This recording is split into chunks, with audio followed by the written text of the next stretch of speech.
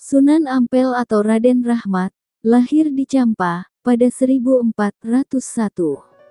Ayahnya bernama Maulana Malik Ibrahim dan ibunya putri kedua Baginda Kian.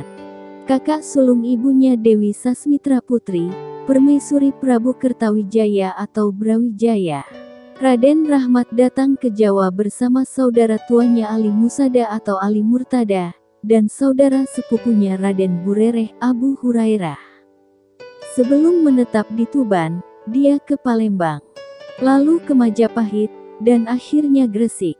Atas perintah Prabu Brawijaya, Raden Rahmat diangkat menjadi imam masjid oleh Adipati Surabaya Arya Lembusura, dengan gelar Sunan dan kedudukan wali di Ngampel Denta.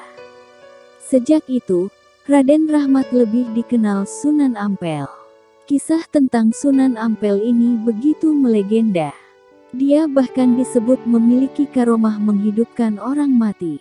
Demikian cerita sosok yang kisahnya telah abadi, menjadi cerita rakyat di Surabaya.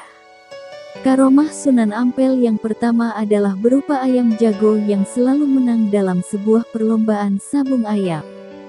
Kemudian terdapat karomah Sunan Ampel yang mampu menyeberangi sungai tanpa basah sedikit pun. Hingga terdapat sebuah bangunan masjid perahu terbalik yang sampai saat ini masih digunakan sebagai tempat ibadah umat muslim. Dia bahkan disebut memiliki karomah menghidupkan orang mati hingga 9 kali.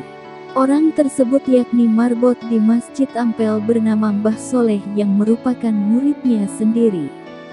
Sunan Ampel sangat suka melihat suasana masjid yang rapi dan bersih berkat pekerjaan Mbah Soleh tersebut. Tetapi suatu ketika Mbah Soleh meninggal, santri lain lantas menggantikannya menjadi marbot masjid. Akan tetapi, masjid tersebut tetap terlihat kotor karena tidak ada yang bisa membersihkan masjid seperti yang dilakukan Mbah Soleh. Seketika, teringatlah Sunan Ampel dengan Mbah Soleh tersebut. Seandainya ada Mbah Soleh, pastilah masjid ini bersih, kata Sunan Ampel. Tiba-tiba, Mbah Soleh hidup lagi dan langsung membersihkan masjid hingga menjadi bersih kembali. Selang beberapa bulan, Mbah Soleh kembali meninggal dunia, sehingga masjid kembali kotor. Kejadian tersebut terus berulang hingga 9 kali, oleh karenanya makam Mbah Soleh berjumlah 9.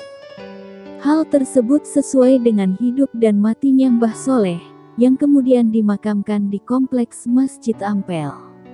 Karomah Sunan Ampel inilah yang menjadikan beliau sebagai salah satu sunan yang paling disegani. Bahkan Sunan Ampel ini masih diharapkan berkahnya oleh para peziarah. Tim